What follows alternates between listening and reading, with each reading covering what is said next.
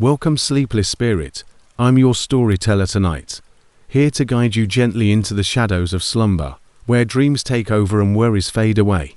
Before we begin, don't forget to like this video and subscribe for more bedtime tales, whispered just for you.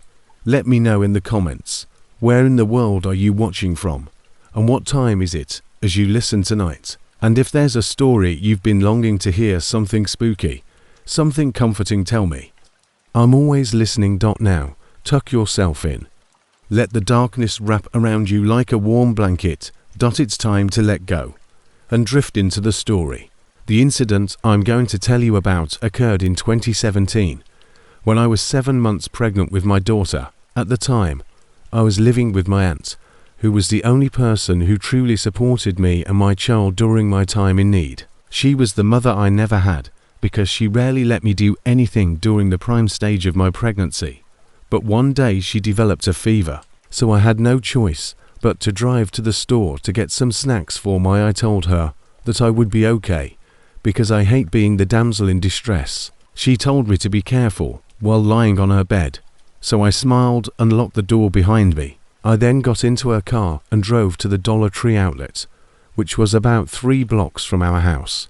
Once I arrived, I grabbed a shopping cart from the corner and began to wander aimlessly through aisles in search of some snacks. But as I did, I couldn't reach the chips on the top shelf, no matter how hard I tried. Weight made things challenging for me. Then I heard someone say, "Let me help you," and when I turned around, I saw an elderly woman with a kind smile standing behind me. She stroked my cheek, then looked about with perplexed eyes as I smiled back and shifted to allow her to get the chips for me. After she gave them to me, I smiled once again and thanked her. "I don't know where your hubby is, sweetie. Have one." And then the child's father, who isn't in the photo, scowled as she realized I was alone. She then glanced around once more before saying in a worried tone, "You shouldn't wander around alone in this condition. No. My aunt takes care of me, but she fell ill. That's why I had to come here today." "All right. So how long have you been living with your aunt? For a few months now. And how is your situation?"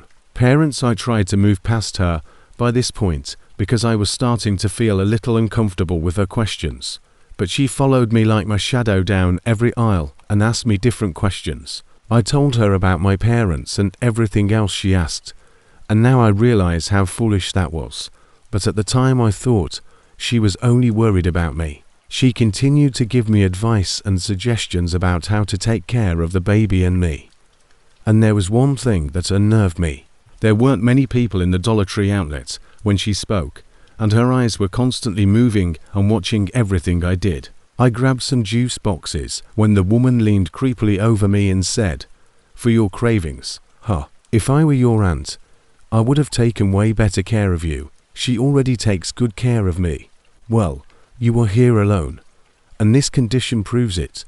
Otherwise," the old woman kept making fun of my aunt for not being a good guardian. I tried to shake her off, but she didn't get the hint, so I ignored her and started to walk away. The old woman followed me again, but this time, things started to get spooky. She asked me, "Why don't you come with me?" out of the blue, and kept grinning at me. If it were perfectly acceptable to say pardon me to someone you just met in a department store, could provide excellent care for you and your child. I have a large farmhouse on the outskirts, and I promise that you and your child will have the best life. I turn to leave, but the elderly woman stops me by grabbing my cart. She smiles broadly and says, "Okay, let's drive to your place first. So you can take all your stuff. I will take you to my place." When I finally lost my composure, I abruptly took her hand away from my cart. The woman, however, stepped back a little. "I don't want to live with you. I have my aunt to look after me. Please leave me alone." Her expression became grave when she heard my angry voice. She looked down for a while before turning back to face me and grinning eerily. She spoke in a voice that made my spine tingle. "But what if something were to happen to you? Your aunt isn't with you now, and life is very uncertain. You know what you mean. You're a freak. So stay the hell away from me." Or one of the Dollar Tree employees helped me carry the bag up to my car and wished me a good day after I checked out. The employee then went back inside, leaving me standing in the empty parking lot. I didn't wait a single second near her as I was leaving, but I looked back to see if she was following me this time, but she wasn't there. I wanted to drive home as soon as possible, but my panicked mind kept searching for her, gave birth to the urge to urinate. And since I was pregnant and driving while holding my urination was practically impossible at the time, I had no choice but to finish my business, since Dollar Tree's public restrooms are at the end of the store. I didn't want to go inside just to see that creepy old lady again, so I used the tiny restroom in the parking lot. After locking my car, I made my way to the modest restroom with 3 toilets in the left-hand corner of the parking lot. There was nobody inside. I went into the first restroom and was using it when I heard the bathroom door open. At first, I didn't react because obviously anyone uses these restrooms, but then the footsteps abruptly stopped being alert and afraid. I tried to hear every sound that was happening, but there was nothing but dead silence. I was sweating and still staring at the door when I heard heavy breathing above me, and the blood in my veins froze as I slowly raised my eyes in response to the breathing sound. When I saw the toilet's partition wall next to me, my stomach dropped. It was the same old woman from the Dollar Tree, standing on the toilet seat to look at me. I'll never, ever forget that moment in my life because her wide, frightening eyes watched me silently without saying a word. "Faye," she said, "you need to come with me. I'll take good care of you and your baby. Please just leave us alone." I wanted to shout, but I lost my voice. "Do you want money?" she asked, reaching out to grasp me. "I can give you some money." "Keep your freaking money. I want your baby."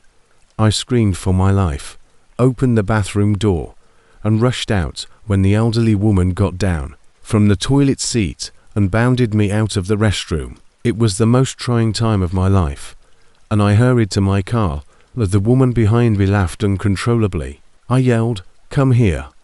I want your baby. I would take good care of you too." Before she could get to me, I managed to get into the car and shut the door. When her hand got in the way, I slammed the door firmly, breaking her wrist and causing an agonizing cry as I heard bones snap. Nevertheless, I didn't care anymore, so I drove off at full speed while the woman continued to yell. This isn't the end, though. Keep in mind that I started crying when I got home. My aunt called the police right away to warn them about the woman and everything that had happened to me at the Dollar Tree. The police never located her.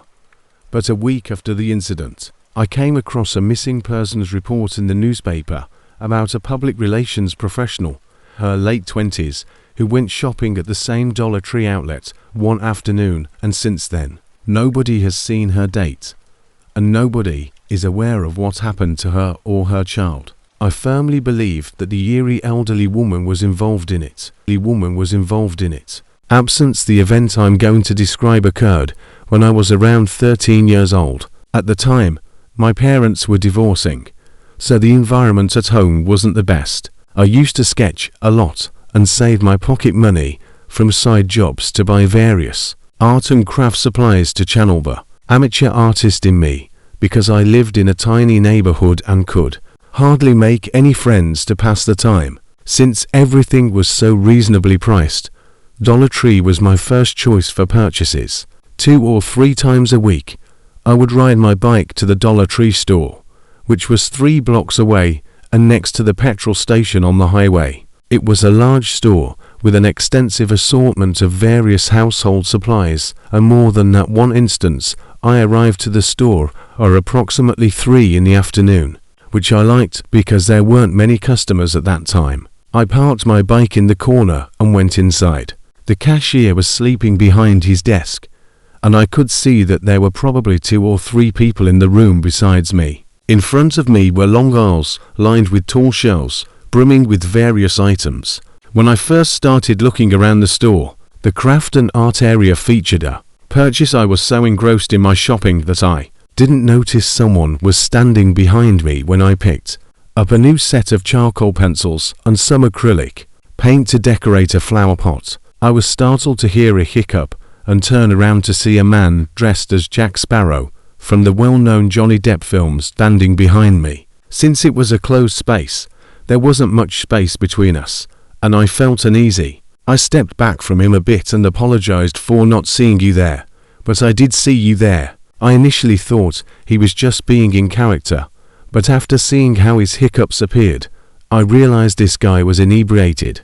His pupils were dilated, and I could smell the whiskey on his clothes. I asked him, "Why are you dressed like that?" And he responded, my mouth opened wide in shock, if I had said something unexpected.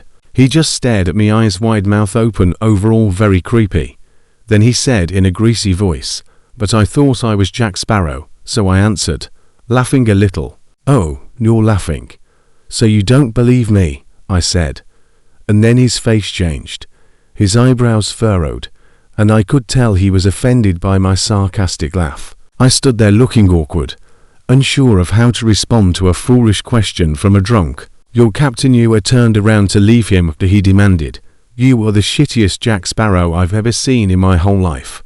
Fortunately, the man didn't follow me, so I walked to the cashier to pay. I was relieved when I left the store, but then my nightmare started.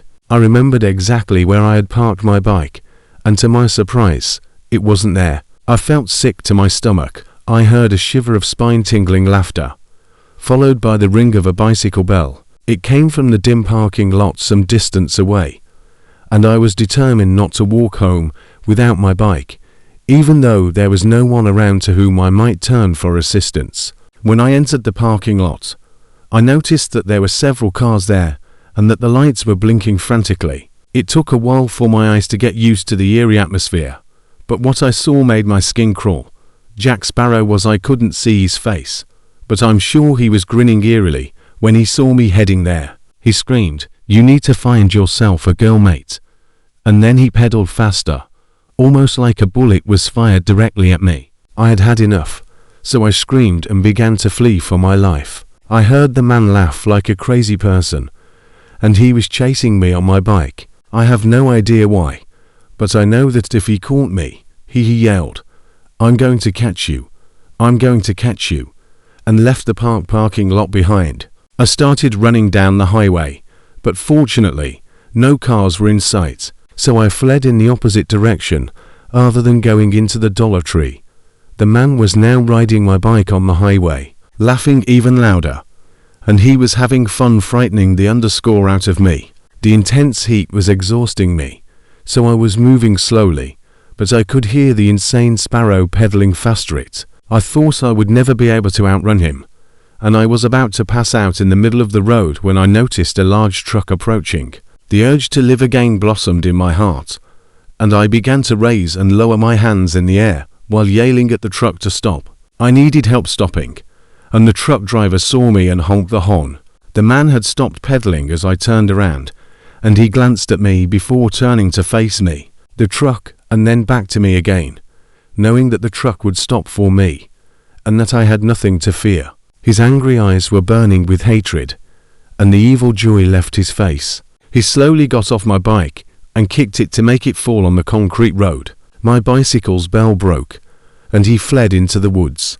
When the truck driver picked me up with my bike, I was exhausted, covered in perspiration, and gasping for air. "Please just take me home." When the truck driver dropped me off at my house, I thanked him for his assistance and went straight to my room. I didn't leave the house for over a week, and every time I heard a bicycle bell, I pleaded with him except for showing me the route. I felt chills. I never told anyone about this event because they would never perceive it as a threat. Instead, they would think the insane man dressed like Jack Sparrow was only making jokes. Not a night passes that I don't have I had a bad dream about that crazy guy riding my bike and pursuing me in a Jack Sparrow outfit. I worked as a cashier at $1 Tree, a well-known $1 store, for around 6 months a few years ago. After a few months, I would occasionally work alone because we were constantly looking to hire more people, but fortunately,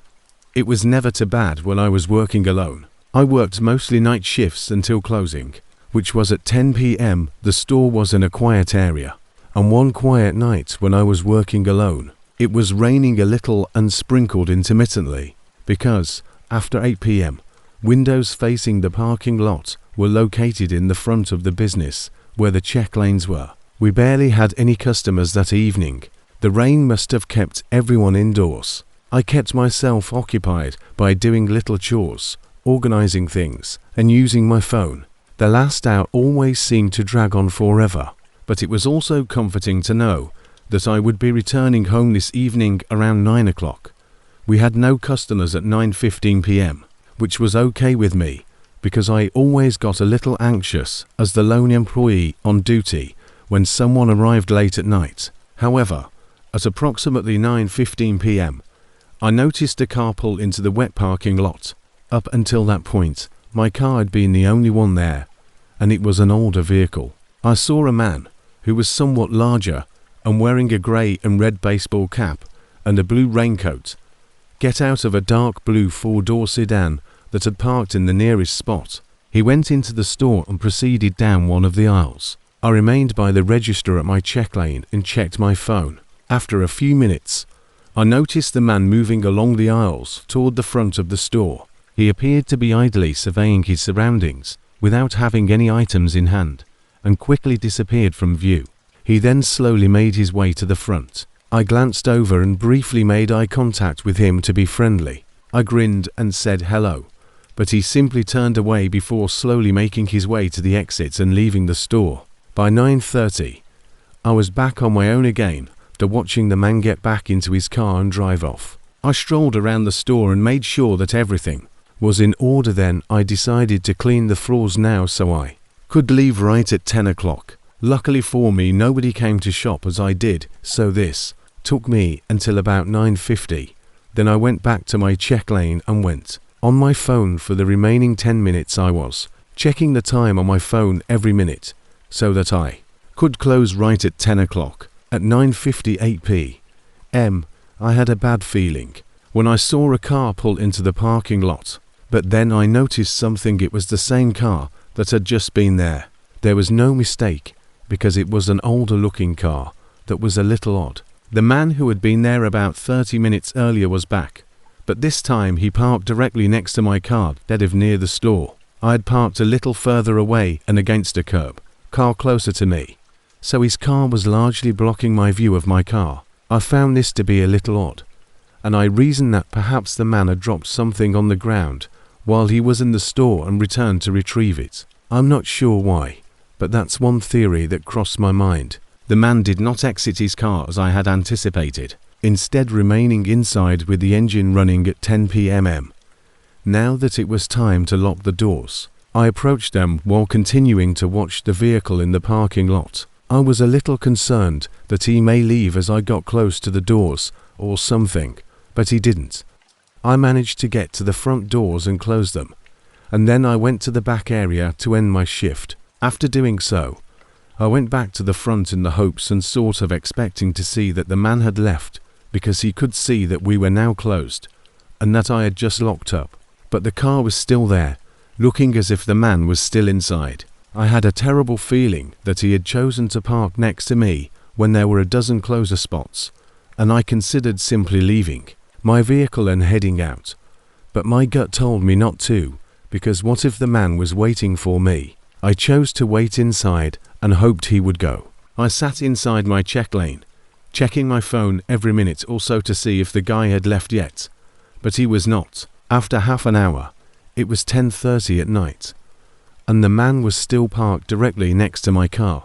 I made the decision to text my best friend Brenna, who just so happened she offered to come and pick me up in her car after I explained the situation, and I accepted. I told her to drive straight up to the front doors, but my car and the man were much farther away on the backside of the parking lot. She told me she was leaving, and 5 minutes later, I saw a car pull into the lot. I then walked to the front of the store and left, and as she pulled up, she stopped for a moment to let me in the passenger seat, and then swiftly drove off. Fortunately, the man did not follow us in his car, so we drove back to Brenda's house and then back to the Dollar Tree.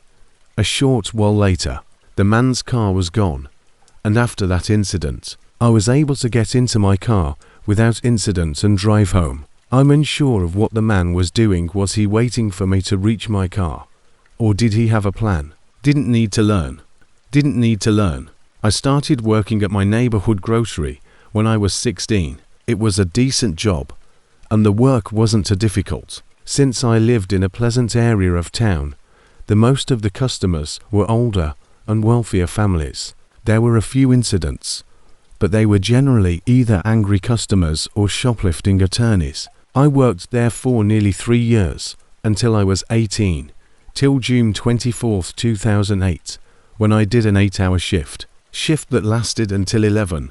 Everything went well for the first few hours, but at 6 o'clock it began to rain. It wasn't just a drizzle, though. It was a downpour. When it came time for my meal break, I realized that I had left my wallet in my car. I chose to run for it instead of getting an umbrella from Lost and Found, which was a big mistake because I was only 10 seconds from the front doors when I got back inside.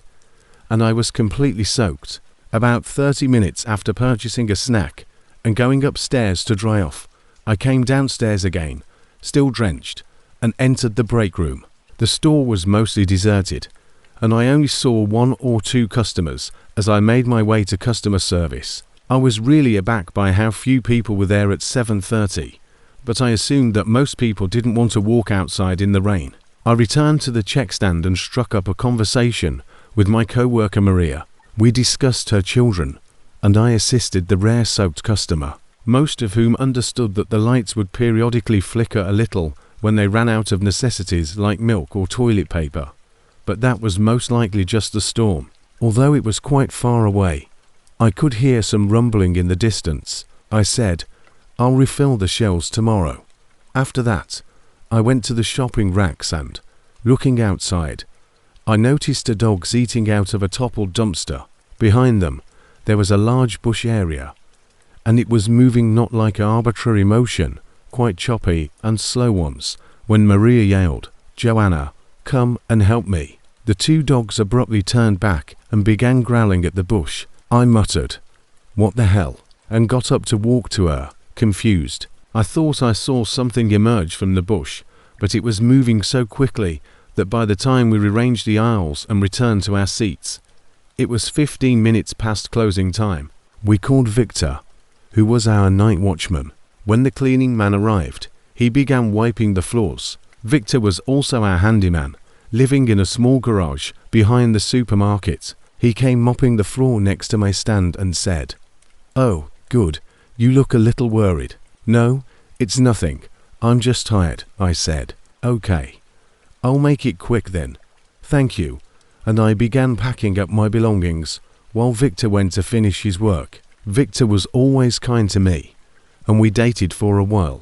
Anyway, as I emerged and stood directly next to the exit to smoke, I saw that the highway was deserted and encircled by woods. The street lights added to the ambience, and as I flickered the smoke, I saw 2 enormous yellow eyes staring at me from that bush. The eyes blinked slowly, stopping my heartbeat. "You left your phone on the desk." Joanna, Victor was shouting for me as I turned around, so I hurried inside as quickly as I could, shut the door after me. The lights went out after a massive lightning strike. What a night. "I'll light some candles." Lighting the candles and keeping them on stands, Maria stated. The silence was broken when Victor sat down by a window and started a cigarette. "What did you say?" "Something is out there," Maria inquired, and I replied, "I believe something ate those dogs because something is outside." "Or Joanna, I'm not sure what you're saying. Believe me, people, there is something wicked out there. There is a creature that looks like a cat but is enormous. It's most likely a cat that you frightened yourself with a flashlight in one hand and a mop in the other." Victor went outside, and Maria followed him since she had nothing else to do. Victor responded, "No, Victor, I know what I saw fine. I'll go check it out." "No, don't." Selection we emerged, and I had to follow them. Victor poked the bush with the end of the mop, and then threw his flashlight on it, and as soon as he did, my blood froze. From the bush, a partial head of a cat-like creature appeared. Its eyes watched us, and its long, sharp ears protruded like antlers. "Hey kitty kitty, are you hungry?" "What the devil is that?" Maria warned her not to approach it too closely. But Maria ignored her warning. She approached the bush too closely. At that moment, the power was restored, and the large lamp post above the bush flashed on. We all went numb with fear. Behind the bush, there was a massive animal that was nearly as large as a lion, but it had a slender body without fur, like a sphinx cat, but strangely had hair on its face and a thin layer of fur around its neck. It had a huge, drooling jaw that opened and licked its lips with its enormous teeth. Animal, but it was able to stand like a werewolf. I ran to the store after Victor threw the mop at it out of fear.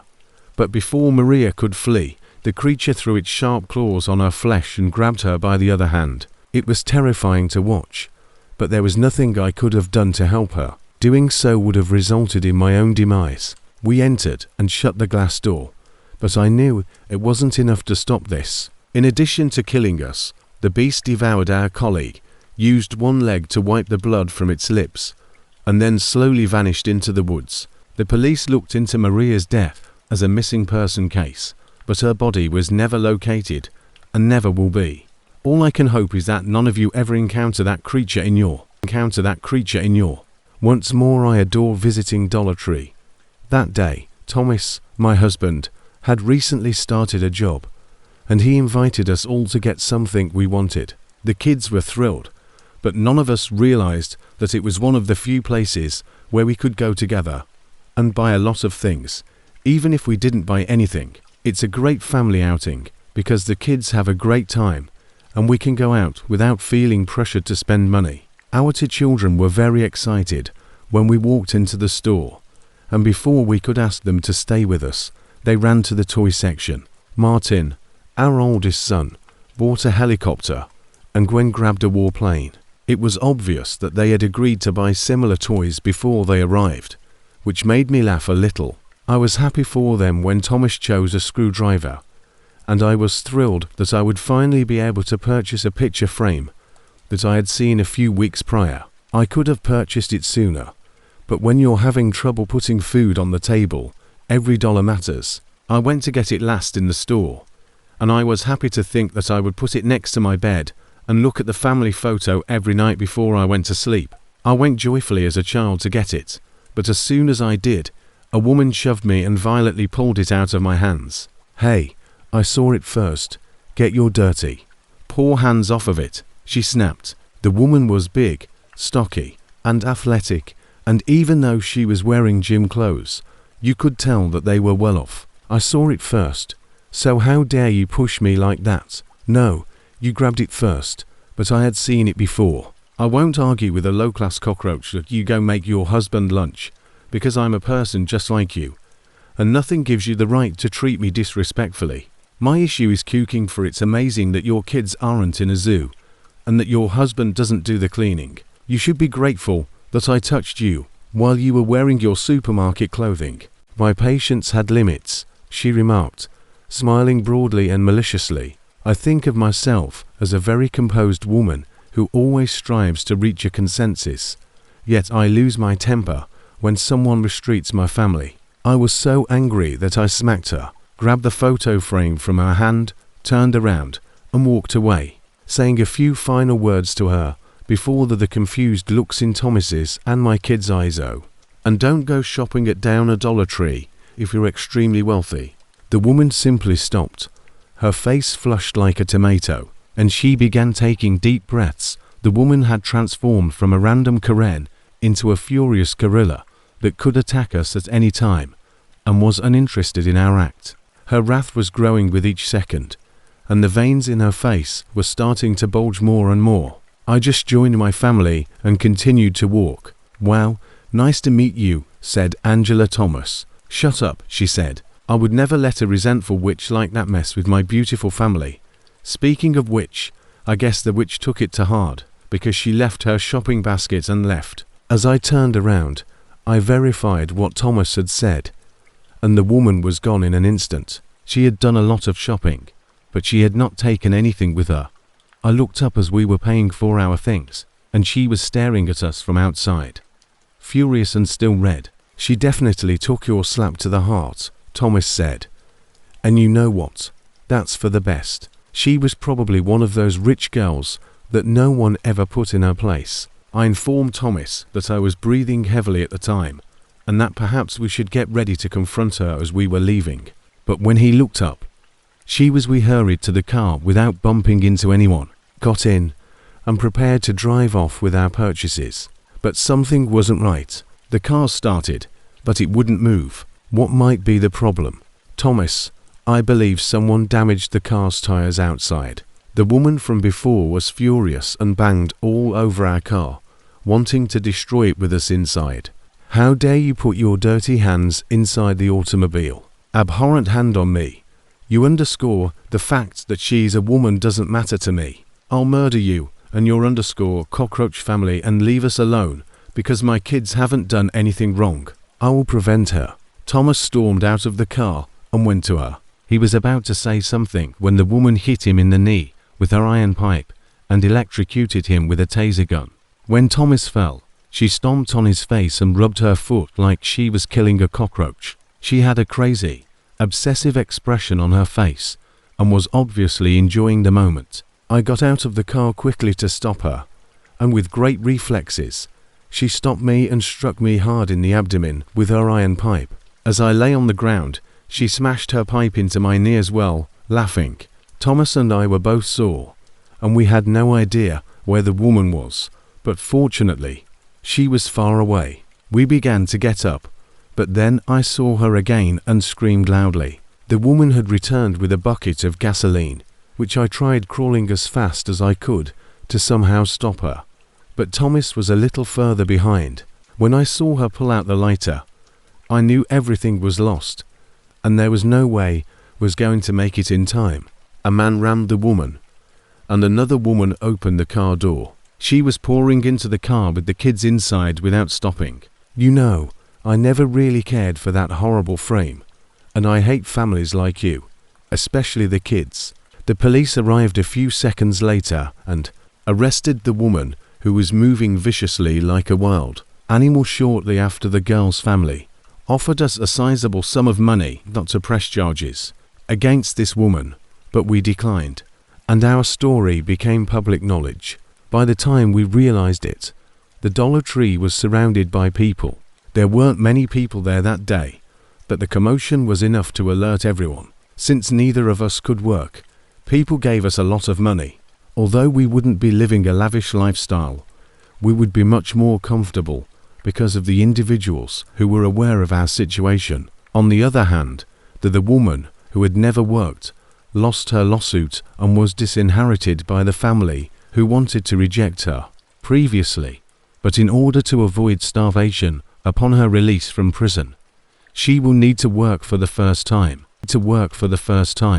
A few months ago, I was shopping at my neighborhood dollar store. I frequently visit there and purchase a variety of items, regardless of what I actually need. Keep in mind that the quality is low because I save a lot of money when I shop there, and even if I don't receive anything, the things I do acquire are satisfactory. Because my apartment is conveniently located near a dollar store, I decided to go there one late Saturday afternoon to pick up a few things. It took me only 10 minutes to walk from my apartment to the store, which is smaller and rarely very busy.